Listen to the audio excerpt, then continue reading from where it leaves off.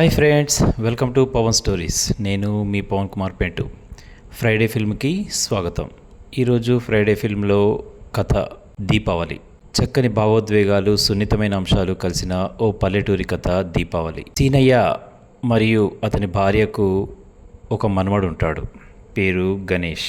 గణేష్ వాళ్ళ దోస్తులతో ఆడుకుంటూ ఉంటే, రే ఎల్లుండే కదరా దీపావళి, మా నాన్న కొత్త బట్టలు తెచ్చాడు అంటాడు ఒక పిల్లవాడు. అందరూ మేము తెచ్చుకున్నామంటారు, ఒక్క గణేష్కు తప్ప. గణేష్కు ఒక మేకపోతు దోస్తుగా ఉంటుంది. దాన్ని కర్రోడు అని పిలుస్తూ ఉంటాడు. అది పూర్తిగా నల్లగా ఉంటుంది కూడా. గణేష్కు ఆ కర్రోడికి మధ్య బంధం చాలా గట్టిగా ఉంటుంది. ఇంటికి వెళ్ళే సమయంలో అందరూ, ఏరా మీ తాత తెస్తాడా మీ డ్రెస్సు అంటూ అడుగుతారు. తప్పకుండా తెస్తాడు మా తాత అంటూ ఇంటికి వెళ్ళి తాతతో మారం చేస్తాడు గణేష్. ఎలాగైనా కొంటాన్రా, నీ కొనకపోతే ఎలా అంటూ తాత అప్పు కోసం ఊర్లోకి వెళ్తాడు. చక్కని పల్లెటూరు వాతావరణం, చక్కని సంబంధాల మధ్య కథ నడుస్తూ ఉంటుంది. అప్పు కోసం ప్రయత్నాలు చేస్తూ ఉంటాడు ఆ తాత. అదే సమయంలో అక్కడే మటన్ షాప్లో పనిచేస్తూ ఉంటాడు వీరాస్వామి. చిన్న మనస్పర్ధల వల్ల ఆ షాప్ నుంచి వెళ్ళిపోతాడు. మీరు కాకపోతే నేనే షాప్ పెట్టుకుంటాను సొంతగా అంటూ సవాల్ చేసి వెళ్ళిపోతాడు. వీరాస్వామికి ఉన్న అలవాటు సాయంత్రం అయితే కాస్త మందు తాగడం. ఆ మందు తాగి అందరితో సవాల్ చేసి ఇంటికెళ్ళి పడిపోతాడు. ఇక్కడ ఈ తాత డబ్బు కోసం తిరుగుతూ ఒక పేరున్న వ్యక్తి దగ్గరికి వెళ్తాడు. కాసేపు అంటూ ఎక్కువసేపే ఆపి చివరికి ఓ 20 రూపాయలు ఇచ్చి పంపించమని గుమాస్తాకు చెప్తాడు.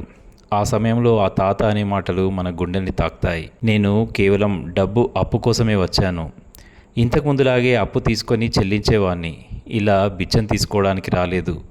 మీ సేటుకు చెప్పు, ఇంకోసారి నేను ఇటుగా రానని అంటూ ఆ తాత ఇంటికి వెళ్ళిపోతాడు. ఇంటికి వెళ్ళే మధ్యలో ఒక రాయి దగ్గరే కూర్చొని ఆగిపోతాడు.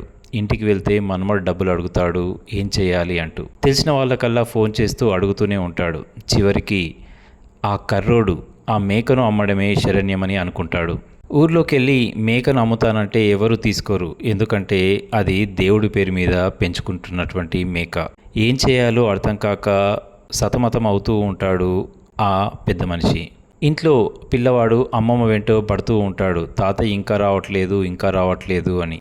మేకను అమ్మేసి ఉంటాడేమో అంటుంది అమ్మమ్మ.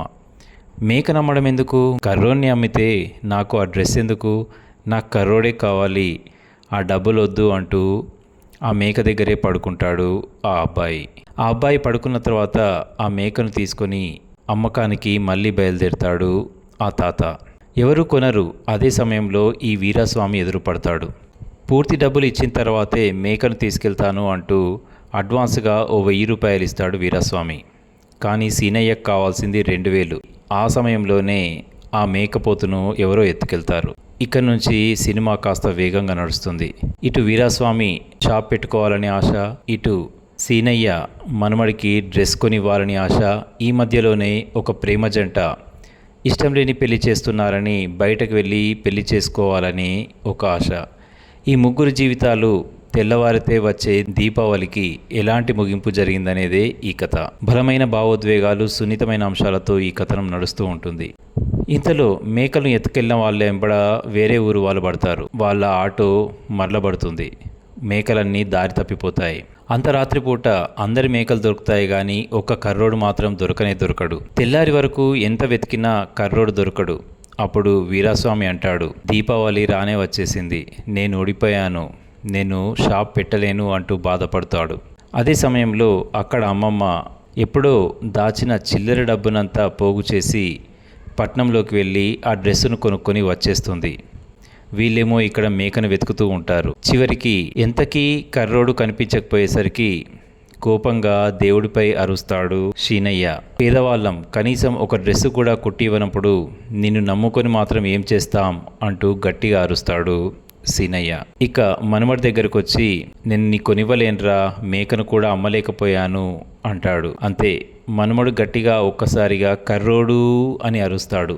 అంతే, గణేష్ అరుపు వినగానే ఎక్కడో దూరంలో ఉన్నటువంటి మేక పరిగెత్తుకుంటూ వస్తుంది. దాన్ని చూడగానే అందరి మొహాలు ఆనందంతో మెరుస్తాయి. ఆ మేకను ఇక అమ్మనని సీనయ్య మాటిచ్చేస్తాడు. నాకు డ్రెస్ వద్దు, ఏది వద్దు, నాకు నా కర్రోడు ఉంటే అదే పండుగ అంటాడు గణేష్ కర్రోన్ని కౌగిలించుకుంటూ. అలా ఇంటికి వెళ్ళేసరికి అక్కడ కొత్త డ్రెస్ అమ్మమ్మ చేతిలో కనిపిస్తుంది. ఈ ప్రేమ జంటకు వాళ్ళ తల్లిదండ్రులు కూడా ఒప్పుకుంటారు. అదే సమయంలో వీరాస్వామి యొక్క పాత యజమాని వచ్చి, నువ్వు రాకుంటే నా షాప్ ఎవరు నడుపుతారు, నీకు కావాలంటే నేనే షాప్ పెట్టిస్తాను అంటూ మరో షాప్ పెట్టించేస్తాడు. ఇలా ముగ్గురి కథలు దీపావళి రోజు సుఖవంతంగా అయిపోతాయి. చక్కని భావోద్వేగాలు చూస్తూ ఉంటే కథలో లీనమైపోతాం. అప్పుడే బాధ కలుగుతుంది, చివరికి మాత్రం చాలా సంతోషాన్ని ఇస్తుంది. ఇదండి ఈరోజు ఫ్రైడే ఫిల్మ్. నచ్చితే లైక్, కామెంట్, సబ్స్క్రైబ్ మరవద్దు. నేను మీ పవన్ కుమార్ పెంటు.